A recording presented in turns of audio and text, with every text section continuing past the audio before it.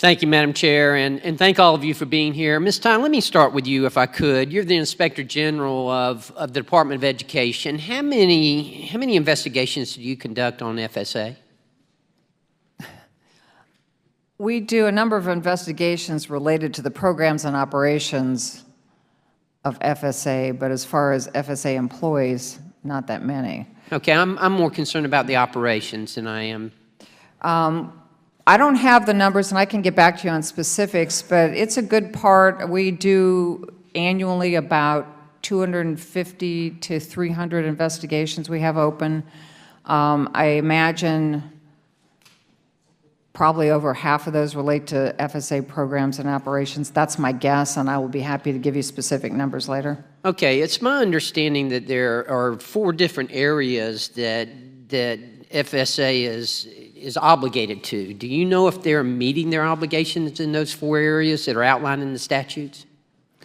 Well, I mean, I think we have, as I've testified, concerns over, particularly over their management, their oversight of the various participants in their programs, and also in the management of their regular day-to-day activities.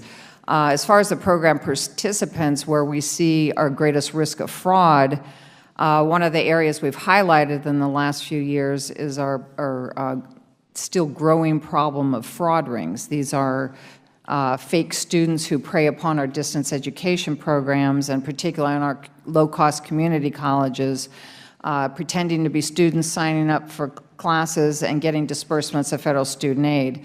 We did a report to FSA a few years ago with a number of recommendations that FSA do some system enhancements and other things to address this problem. FSA has taken some steps, but we're still seeing the problem grow. Okay, what can we do? What can we do in this committee? What can we do in Congress to help you with that?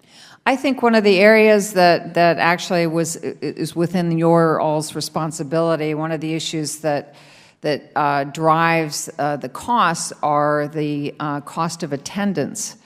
I think there's a statutory requirements related to that. We need to be looking at the difference. Is all the money that you need when you go to a brick and mortar school and you have to have room and board the same that you need if you already have a job and a house and you're doing an online program from home? Do you need the same amount of money dispersed to you? Because if we can reduce the amount of money that goes out that is not needed, first of all, you reduce the debt, but you also reduce the effectiveness of the programs for fraudsters. Okay. Mr. Runcie, let me ask you, it appears that a lot of the problems that we see in the student loan industry is being laid at the blame is being laid on the servicers. But aren't you in charge of the servicers? I mean, don't you have direct responsibility for that? Certainly I have, and we have direct responsibility for that.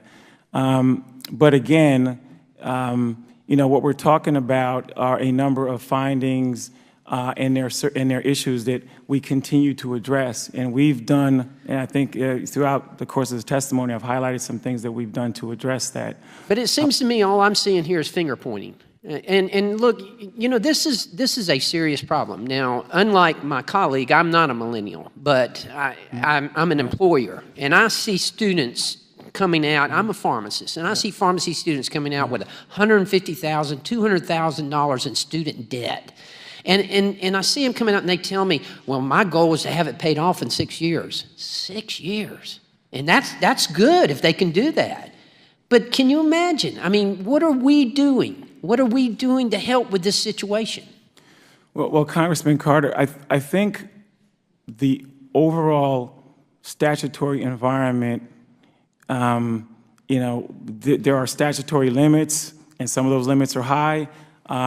We don't control some of the policies that allow for students to get the types of debt that they sometimes incur.